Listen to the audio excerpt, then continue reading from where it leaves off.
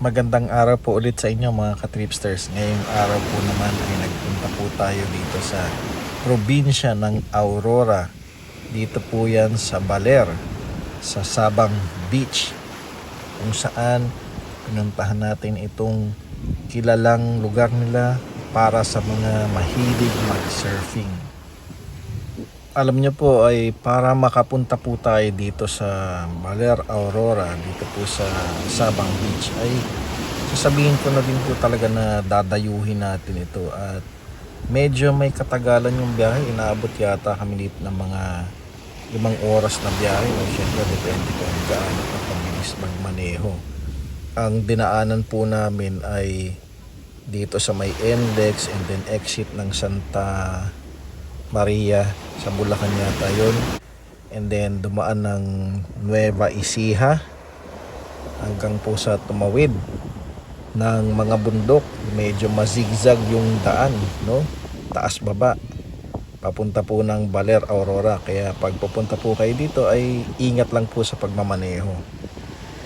Yan po ay kung galing ka ng Manila. Ngayon meron naman ding isang daan papunta dun sa Baler at ang ruta ay dito sa may bandang Esitex.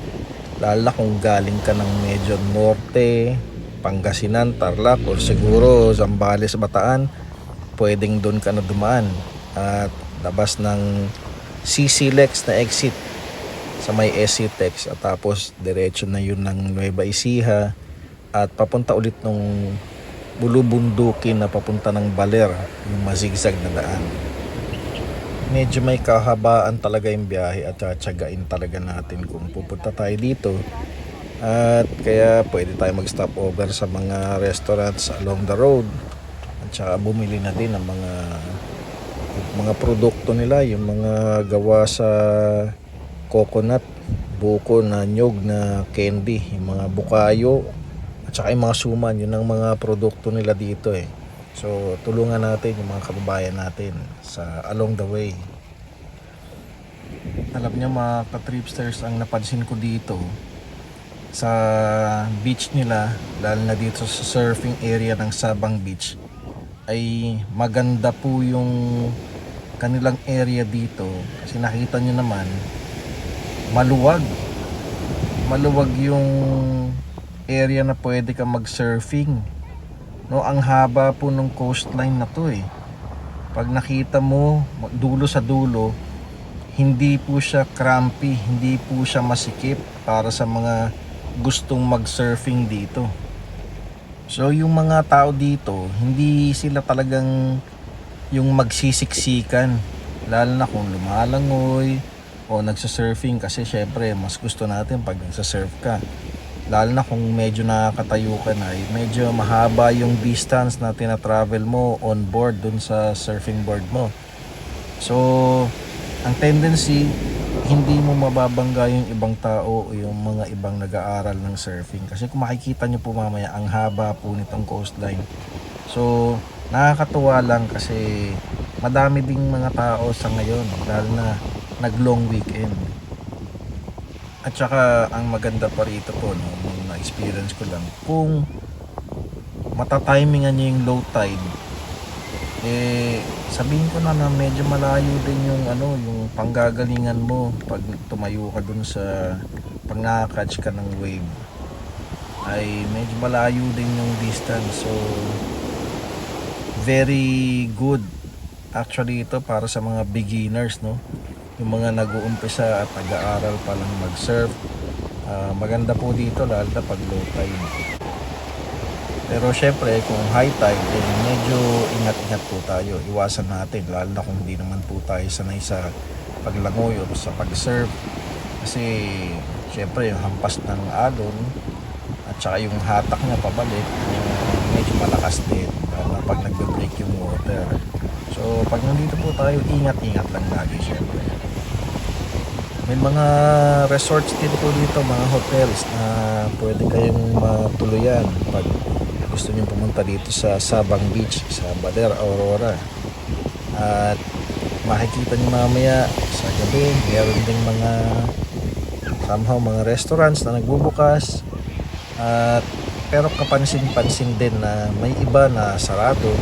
Ewan ko kung syempre epekto o naapektuhan sila ng pandemya na naranasan natin. Yung iba siguro nagsara. Kaya sana po ito ay magandang panahon para makabawi ang ating mga kababayan sa pagbangon sa kanilang bumagsak na ekonomiya, at sana ay matulungan natin sila, no? Ang lokal na turismo, para matulungan natin yung mga kababayan natin na makabangon sa kahirapan at sa epekto ng matinding pandemya.